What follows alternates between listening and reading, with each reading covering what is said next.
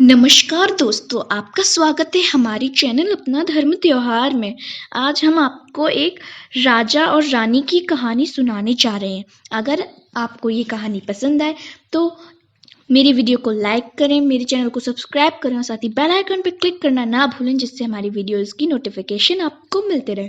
तो चलिए सुनते हैं अब ये कहानी। एक बार की बात है, एक राजा रहते थे जिनका नाम था मित्रसेन। उनकी एक पत्नी थी सुरेखा। वह राजा न्यायप्रिय राजा थे। वह अपनी पत्नी से भी बहुत प्यार करते थे। उस राज्य में प्रजा सुखपूर्वक रहती थी। उनके महल में सारी चीजें थीं। महारानी भी खुश रहा करती थी। एक बार कड़ाके की ठंड पड़ रही थी और महारानी को नहाने का विचार आया। वह अपनी सखियों के संग नहाने के लिए घाट पे चली गई।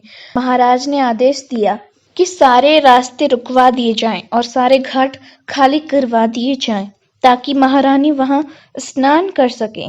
घाट के पास जो झोपड़ियां थीं, उनमें जो लोग रहते थे, वह भी अपने घर खाली करके चले गए। महारानी नहाने लगी। गंगा जी का पानी बहुत ठंडा था। महारानी को बहुत ठंड लगने लगी। वह अपनी दासियों से कहती हैं, मुझे बहुत ठंड लग रही है, आग जलाओ। उनकी कुछ दासियां लकड़ियां या फिर घूरा इकट्ठा करने के लिए कहीं चली गईं, लेकिन उन्हें आने में देर हो रही थी। इसलिए महारानी ने अपनी और दासियों से कहा कि इतनी देर क्यों लग रही है उन्हें, मुझे इतना जोरों से ठंड लग रही है, क्या पास में कहीं लकड़ियों का या घूरों का ढेर नहीं है? तो फिर एक दासी ने कहा, महारानी, यहाँ पे लकड़ियों का या फिर घूरे का ढेर नहीं है। यहाँ पे सिर्फ घूरे से और लकड़ियों से बनी कई सारी झोपड़ियां हैं। तो महारानी ने कहा कि तो फिर उन झोपड़ियों को जलवा दिया जाए। तो उनकी दासी ने कहा कि महारानी, यह करना ठीक नहीं होगा। इतनी ठंड में जिसका घर है वो कहाँ जाएगा, कहाँ रहेगा इतनी ठंड में, और महाराज भी नाराज हो जाएंगे। तो महारानी कहती है कि तुम्हें इन लोगों की पड़ी है, मेरी भी नहीं पड़ी। मुझे इतनी ठंड लग रही है, मैं जितना तुमसे कह रही उतना करो, मेरे आदेश का पालन करो। तो दासी ने कहा, ठीक है महारानी। फिर रानी ने सारी झोपड़ियां जलवा दी। आग से ताप के महारानी वापस खुशी खुशी महल लौट आई। अगले दिन महाराज के राज्यसभा में वह लोग आए थे जिनकी झोपड़ियां जलवा दी गई। वह रो रो के कह रहे थे कि महाराज, हमारी झोपड़ियां महारानी ने जलवा दी हैं, आप कुछ कीजिए।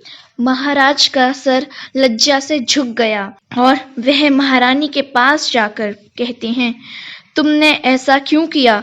तुमने उन गरीबों की झोपड़ियां क्यों जलवा दी?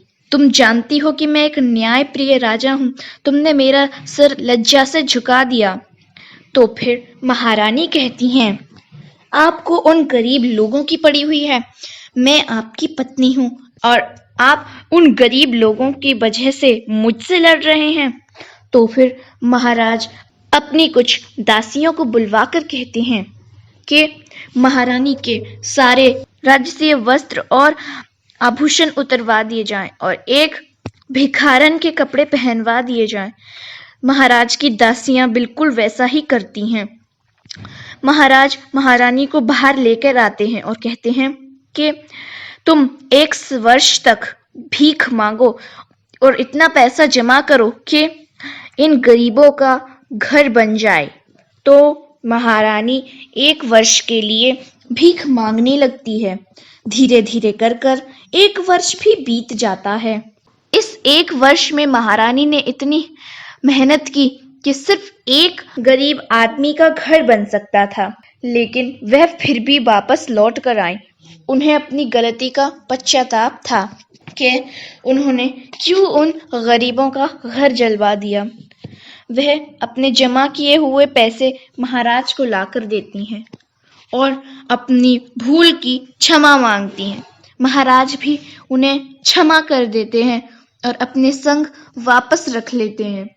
तो दोस्तों, कैसी लगी आपको ये कहानी? अगर आपको ये कहानी पसंद आई हो तो मेरे वीडियो को लाइक करें, चैनल सब्सक्राइब करें, साथ ही बेल आइकॉन पे क्लिक करना ना भूलें, जिससे हमारी वीडियोज़ की नोटिफिकेशन आपको मिलती रहे। धन्यवाद।